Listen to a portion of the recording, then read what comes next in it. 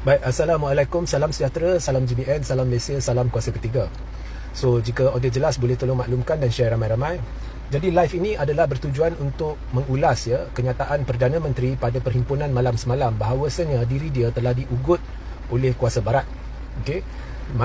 So gambaran diberikan bahawa oleh kerana PM lantang memperjuangkan orang Palestin, maka PM telah diugut oleh kuasa barat, dan ini bukan orang lain yang beritahu, ini PM yang beritahu. Dan ini telah disusuli dengan kenyataan pihak berkuasa bahawa langkah-langkah keselamatan telah diambil bagi menjaga keselamatan Perdana Menteri. Baik. So pertama, berdasarkan soalan-soalan yang telah diajukan kepada saya, pertama, langkah pihak berkuasa untuk meningkatkan security atau keselamatan buat PM adalah langkah betul dan tepat.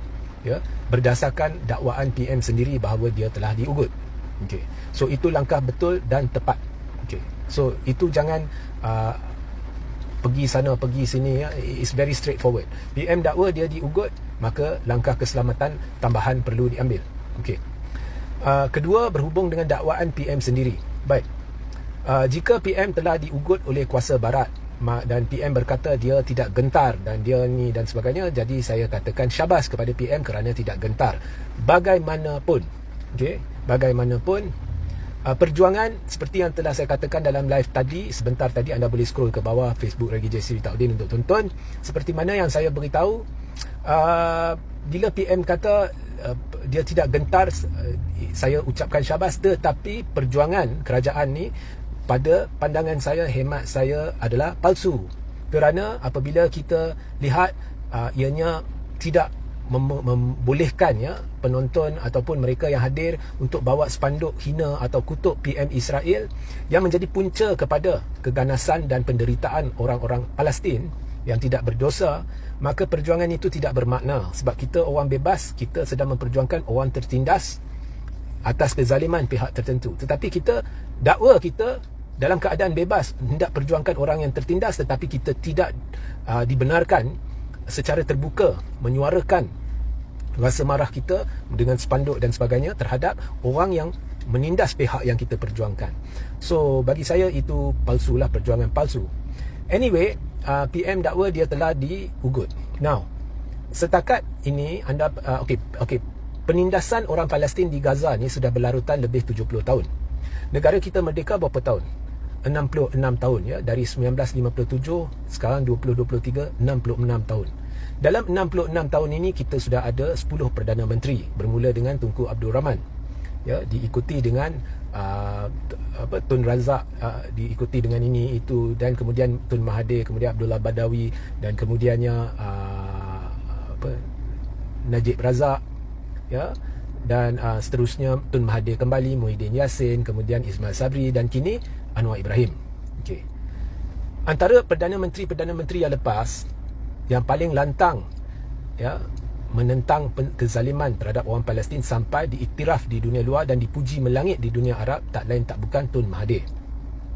Dan dalam isu Palestin yang berlaku ni, Tun Mahathir telah dipuji melangit sekali lagi di seluruh dunia, khususnya di dunia Arab. Tahu tak kenapa? Kerana Tun Mahathir satu-satunya pemimpin yang berani menyerang Israel dan kuasa barat, khususnya Amerika. He does not mince his word. Dia bercakap terus terang secara langsung, bukan secara tidak langsung. Dia mengutuk, mengkritik Israel dan mengutuk, mengkritik Amerika Syarikat. Itu baru perjuangan yang komplit. Anda memperjuangkan orang yang tertindas, tetapi anda juga menyelar secara langsung, secara spesifik, secara keras orang yang menindas. Okay. Now, Tun Mahathir tak mendakwa diri dia diugut. Mungkin dia diugut, mungkin dia tidak diugut, saya tak tahu, tapi dia tidak pernah membuat kenyataan di umum dia diugut. Tidak ada Perdana Menteri sebelum ini membuat kenyataan di umum bahawa mereka diugut. Saya kira sebab itu sudah jadi tanggungjawab mereka, tak payah sebut. Sebab ugutan, tekanan kuasa barat, kuasa luar negara terhadap sesebuah negara kerana kuasa luar tidak setuju dengan hala tuju negara atau sesuatu yang dilakukan oleh negara, jadi dia nak tekan negara itu, sudah menjadi perkara biasa dalam zaman ini. Contohnya, Amerika menekan China kerana takut dengan China. Amerika menekan negara-negara kecil untuk memihak kepada dia, bukan memihak kepada China. Itu perkara biasa. Okay? So, sama ada Perdana Menteri ditekan atau diugut, saya tak tahu. Mungkin dia ditekan tapi dia secara peribadi merasakan itu ugutan, saya tak tahu. Tetapi ini perkara biasa, khususnya bila melibatkan Israel dengan Palestin. Tetapi Perdana Menteri yang lepas, khususnya Tun Mahathir, tetap melaksanakan tanggungjawabnya untuk bebas bersuara sebagai sebuah negara berdaulat untuk memperjuangkan orang Palestin. Dan dia tidak gentar. Dan bukti dia tidak gentar bukan dari kenyataan mulut Tun Mahathir. Tun Mahathir tak payah sebut dia tak gentar, dia tak takut. Dia tidak menunjukkan bahawa dia tidak gentar menerusi percakapan dia. Dia menunjukkan dia tidak gentar menerusi aksi dia. Dia terus menyerang Israel, dia terus menyerang PM Israel, dia terus menyerang Amerika yang menjadi dalang pencetusnya perbalahan ataupun peperangan di wilayah Gaza. He speaks with his actions, not his words. Ya. So, dia tak perlu sebut sesuatu yang memang sudah jadi kebiasaan. Negara barat beri tekanan ke, ugutan ke, dia tak perlu sebut benda tu. Itu hal dia. Dia tahu nak tangani benda tu. Dia tidak perlu bebankan rakyat nak beritahu dia diugut. Dia cuma menyuarakan hasrat rakyat, apa yang terkandung dalam diri rakyat, hati rakyat. Dia mewakili rakyat dan bersuara menentang pihak yang menzalimi orang Palestin. Ya, bukan membimbangkan rakyat dengan dakwaan dia diugut. So, pendek kata, Tun Mahathir speaks with his actions, not his words. Dan dia seorang yang memang tidak gentar, dan satu Malaysia tahu, satu dunia tahu.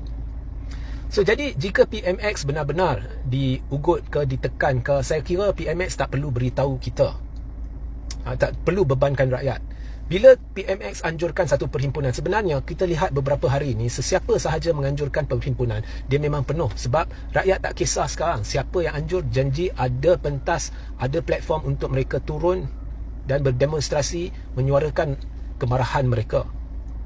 Itu sahaja yang rakyat lihat. Ya, mereka nak turun, mereka nak menyuarakan apa yang terkandung dalam hati jiwa mereka. So, Perdana Menteri harus membawa suara rakyat itu dan menunjukkan bahawa dia tidak gentar menerusi aksi dia, bukan percakapan dia. Tak perlu nak beritahu anda diugut, rakyat pun tak takut untuk turun. Rakyat tak takut untuk turun berdemonstrasi memperjuangkan orang Palestin. Jadi, apabila anda berdepan dengan orang yang tidak takut, orang yang tidak gentar, kemudian anda cerita kat orang itu bahawa anda diugut, itu saya rasa tidak kena pada tempatnya. Orang yang turun pun semua ni berani.